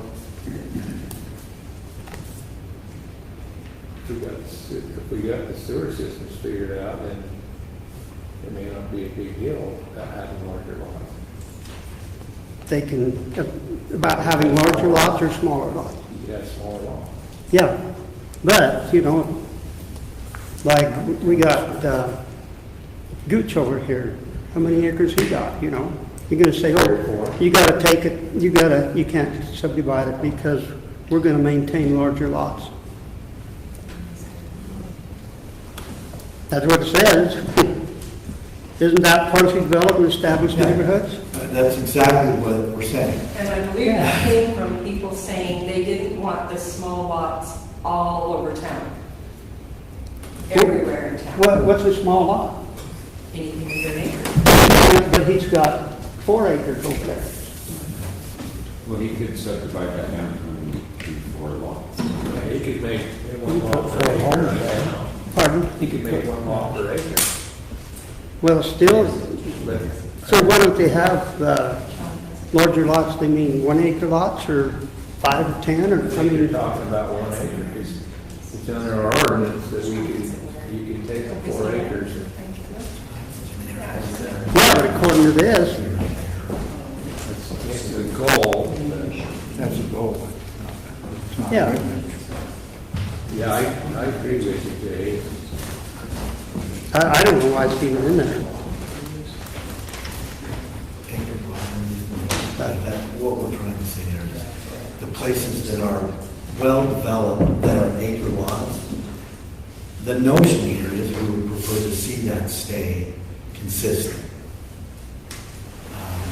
That's what was talked about. It came up a lot. I see what you're saying. Yeah, and I don't know if we've captured it perfectly well, but the idea that we wanted to preserve, and I'm kind of doing this because this is, to me, this is the more established 1 acre lot area. There's some back there and all that, but the point is, yes, what we are saying is, if you have a couple of acres in one of these areas, a well-established neighborhood that is all 1 acre lots, the notion is we should keep that kind of acreage. The 1 acre. Yeah. There's a lot of lots here that are less than a quarter in this. Right. And again, it's an arguable point. I get it. So we really just need to decide how you want to handle it. But that is the intent of that statement. He's completely correct. Yeah, maybe words it says that helps somebody else understand it a little better, but, 'cause, I mean, to me, it does seem, now that explanation helps me understand, which I think I can understand it, but saying newer stuff under development agreement with one cluster, but where things are established, kind of has, like, and it would apply, I'd say, probably just boundaries. Okay, let's just take down Mill Street right there, turn down 100 south, go up 100 east, that's all zoned residential. Right. Quarter acre lots. It's well established, so you can tell people there, oh, well, you can't have quarter acre lots because we're going to make you keep this larger lots. even though it's all zoned Well, residential? if it's still zoned, rural, if it's zoned residential, then they still have that right. That's the way it's. You can't go against what it's already zoned. Yeah, just seems to me like it's double talk a little bit. Anyway, that's just one of them. Let's go back to page 7. Cameron, did you have something about that? Oh, yeah. Maybe it should just be reworded to say maintain densities that currently exist in areas. So places like here in town where it's more dense, they could remain more dense, but places like 700 where everything is 1 acre, they would stay 1 acre. So I think maybe rewording it to maintain current densities, like maybe accessible. You like that? Yeah. Similar densities, yeah. It's kind of the same thing. It is, that's the, Yeah, basically. the point is, if the debate is we don't like that idea at all, then yeah, we debate, let's bring it on, let's decide what needs to be said, or we strike the whole statement, whatever. But if it's a matter of just clarifying the intent there, we can work on that. And I think that suggestion is pretty solid. I'm good with that. Okay. What's your next one? I think Bruce has some. I am. Yes. It's Okay. okay. Can I go? Yeah, pardon? You have some Yeah, I know. Okay, under desired design, quality, and maintenance, here's this quality work again. You know, we're talking about affordable housing here. Where are you, Jake? Desired on page 7. There where it says housing element, it says desired, talks about affordability, and then down, design, quality, and maintenance. Well-maintained and clean neighborhoods are priority. Housing designs, despite the cost, need to be built with quality and maintained. Despite the cost, we're talking about affordable housing. I don't know if we can pick that up, but anyway, can we just strike out despite the cost? Because, you know, quality is kind of one of those words out there that means different things to different people. Well, to me, when you're talking quality, when you're building a house, there's standards to build a house. Yeah. So, to me, it's And so- quality. We can't just go build anything we want to build. Yeah. But I think despite the cost, you No, know. I agree with you. Anyway, okay, let's see. Page 11.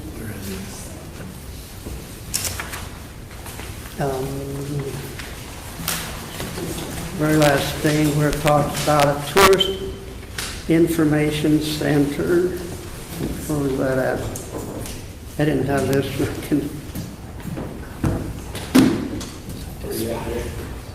Page 11, you It said. talks about a tourist information center.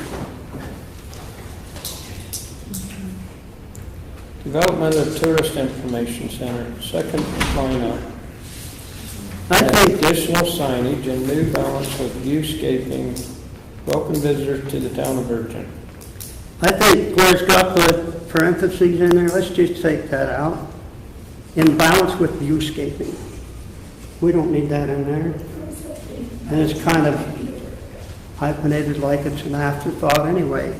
Just say develop a tourist information center and additional signage welcoming visitors to the town of Virgin.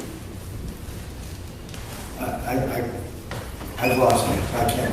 Where, are you on page 11? Yeah, The second to the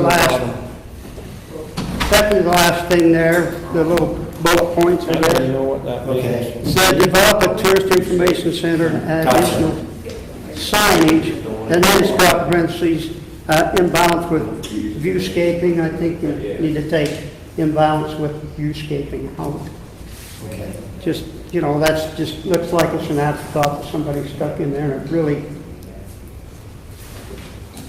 we're just doing additional signage, welcome visitors to the town of Virgin. We talked about viewscaping Yeah. earlier in there, so I'm inclined to agree with that.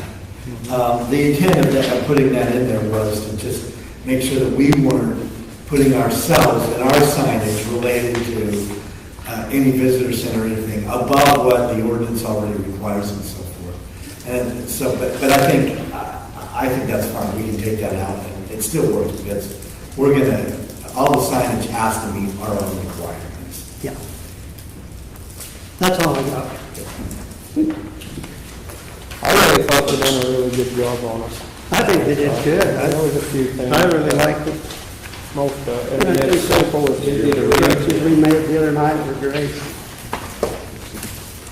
But I think now that the new one's out, I'm not ready to pass this. I think we ought to let it out to the public and that's my thoughts. Yeah. And, let it go another month and then bring it back to the table next month.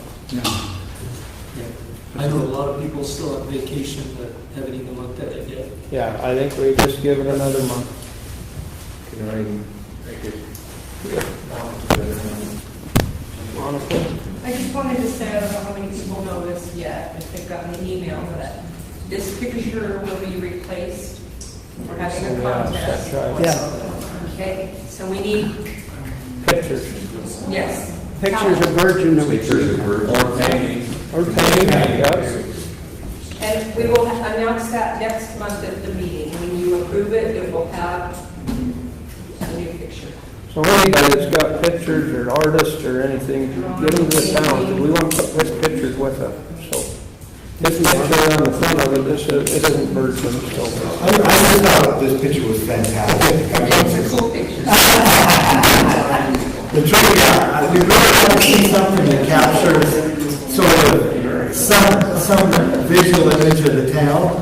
And we really would like to see some ideas from, and there will be a nice prize.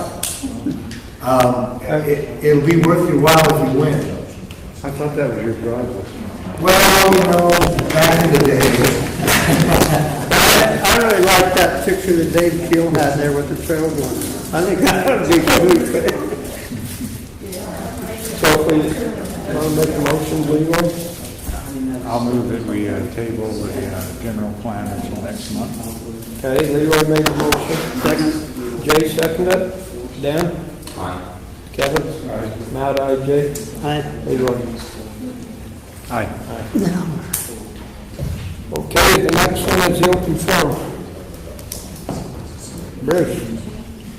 An update on the American Valley Fire District. I feel real good about it. On our meeting Monday, we swore in 11 new firefighter EMTs.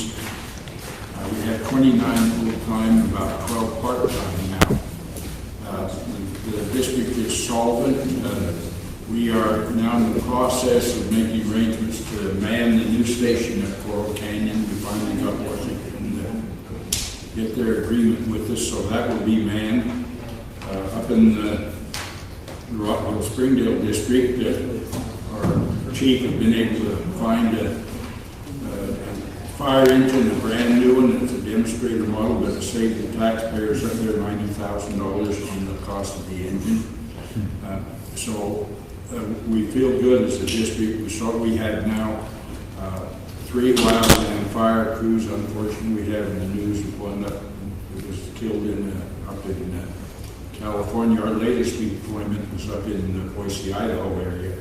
But we do have 3 crews that can be dispersed to assist in the wildland, fighting wildland. And when there isn't a fire, they can also be active in doing mitigation efforts around and help cleaning, potential hazards and things like that. So we feel that we're doing good, doing well. The district, like I say, we're solvent, and we have the funds, and we do not anticipate any increases in taxes or anything. That's our latest update. Thank you. Unless Dan has something else to add, he's on the line. I think I need to go.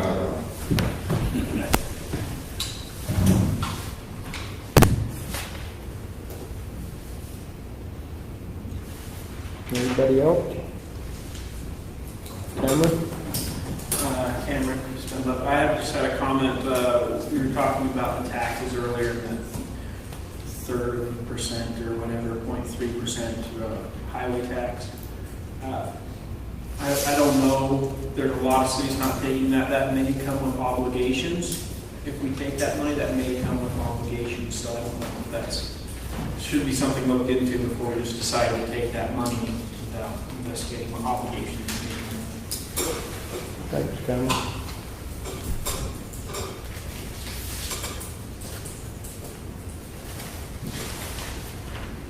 Okay, if nothing else, is there any council comments? I'm in a board meeting for the solid waste district. And, the recycling program is up on the end of the meeting. It's really supposed to be. And the board approved another extension of an increase that the service district is paying for. It's not being passed on to citizens yet, but it's kind of helped Rocky Mountain recycling through kind of this lean time. But they are going to put some things up for bid and kind of reconsider some of the recycling. And then they're also still got some people coming as representatives to Germany to look at a program that they're doing that the company would like to bring to our district. That might be, or I think, could be a really, really good thing as far as an improved recycling program. But I think the other issue with Rocky Mountain too is that they put paying on their performance bond, which the board did, along with this extension on their increase for the next quarter, basically, the next 3 months is. They need to reinstate their performance bond, which we kind of have the board's attorney not very happy that they elected to stop paying them. But they really could get that on as well. Mr. Mayor, could I ask, in connection with that, how the recyclable market is now, Dan? It's still way down. Is it showing any movement one way or another? Rocky Mountain said they are starting to process material, and that's making St. George happy because they've been stockpiling stuff just because they haven't had a market for it. And that's been partly because China and the tariffs, I guess, that they're not taking anything, and then partly because contaminated recyclables, the contamination has been too bad coming out of the United States, where they're getting more trash, or as much trash as they are recyclable material in their bottles. So, but then they have found better markets, and so it's making its way back into China, but through a different route, kind of, I guess. Are our citizens doing better on not mixing improper items in recycling? I know that was an issue. I think that has still been an issue. Yeah, and it's hard to say. It's got a better word. You might mention that on your garbage can lid, that's your butt. A lot of people don't notice that. And I mean, this new thing they're looking at with this company that came and made a presentation is supposedly they say a program where they can take everything in one can and then through a process in a warehouse and grinding and separating that they can capture everything in one can and separate it and recycle and then compress what can't be into burnable pucks. And then the product they can go back into the old landfill and start mining that. And that is kind of one of the things that they're most interested in, is recapturing and mining basically our old landfill. But yeah, we won't know more on that until probably the next quarter meeting.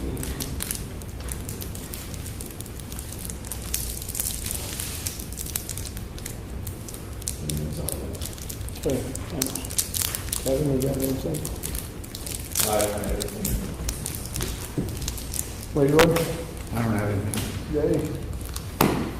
Me neither, so I can, we won't make 21, so we go to 22. Motion to adjourn. I move that we adjourn the meeting. Jay, Leroy made the motion, Jay, Dan seconded it.